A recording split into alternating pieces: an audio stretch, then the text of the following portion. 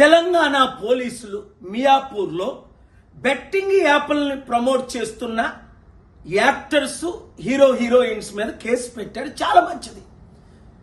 ఈ యాక్టర్స్కి ఈ హీరోయిన్స్కి ₹1 కోటి 2 కోట్లు తీసుకొని బెట్టింగ్ యాప్లు ప్రమోట్ చేయడం న్యాయమా?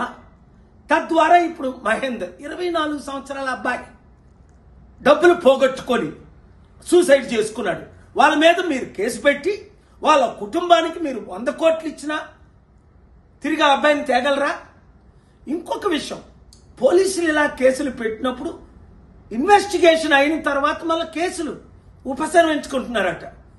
దానికి ఉదాహరణ మన అల్లు అర్జున్ జైల్లో పెట్టారు, 100 కోట్లు అందేయట, మళ్ళీ కేసు లేకుండా నీళ్ళు గాల్చేశారట. అలా కాకుండా నేను ఇచ్చే 2 సలహాలు. ఒకటి, మీరు హీరోయిన్స్ కనీసం మాదిరిగానే ఉండాలి కదా. మీరు 100 కోట్లు సంపాదించుకుంటున్నారు, మీరు సొంతంగా చారిటీలు చేయండి, లేదంటే నోరు మూసుకొని ఊరుకోండి. ఇంత కక్కుర్తి ఎందుకు? మరలా మీరు వాళ్ళ దగ్గర డబ్బులు తీసుకొని యాప్లు ప్రమోట్ చేయడం.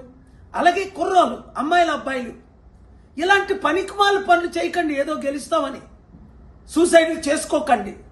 మంచి రోజులు వస్తున్నాయి, కష్టపడండి, ఓపిక పడండి. మార్పు రానున్నది, ఆ మార్పును మనం ప్రమోట్ చేస్తాం.